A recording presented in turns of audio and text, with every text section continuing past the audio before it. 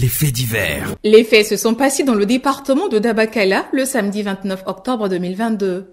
Celui que nous allons appeler Jean, cultivateur et père de 3 enfants, dont 2 filles et un garçon, vit dans la sous-préfecture de Bonirédougou. Selon nos sources, ce brave homme, un Tagbanan, cultive sur la terre de ses alliés Jimini depuis des décennies avec son épouse. Le couple, soucieux du devenir de leur progéniture, décide de les scolariser à Fronan sous le regard bienveillant de la grande famille. Le jour des faits, Jean décide donc d'aller chercher les enfants à Fronan vu que ces derniers sont en vacances de Toussaint. Le monsieur enfourche sa nouvelle moto, acquis il y a à peine quelques mois, fruit de la vente de ses légumes et autres tubercules d'igname. Entre 20h et 21h, Jean et ses 3 enfants sont en route pour le petit campement où les attendent leurs mamans.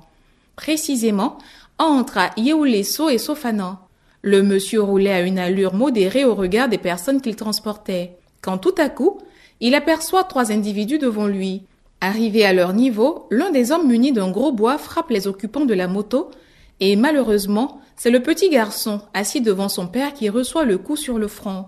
L'enfant, dont l'âge varie entre 6 et 7 ans, saigne.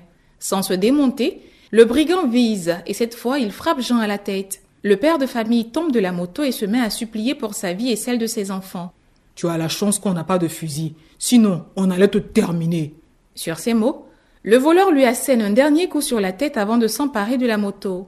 Les 3 individus dépouillent Jean de son sac contenant ses téléphones, son argent et ses pièces, enfourchent l'engin et s'en vont, laissant le père de famille dans les pommes.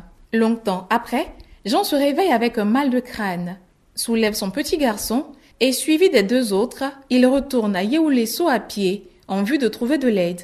Chemin faisant, il rencontre un jeune homme habitant de Sofanan qui venait à moto. Ce dernier accepte de les prendre avec lui sur sa moto et le petit groupe embarque. Une fois dans le village, ils prennent la direction de l'hôpital où des soins sont donnés au petit garçon. Malheureusement, à 3h du matin, l'enfant rend l'âme.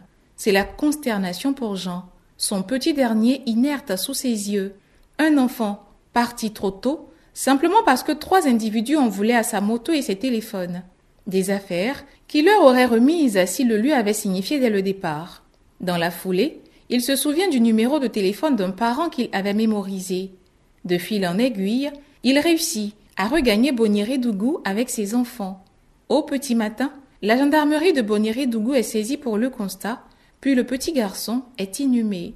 Ça se passe ici. Les faits divers.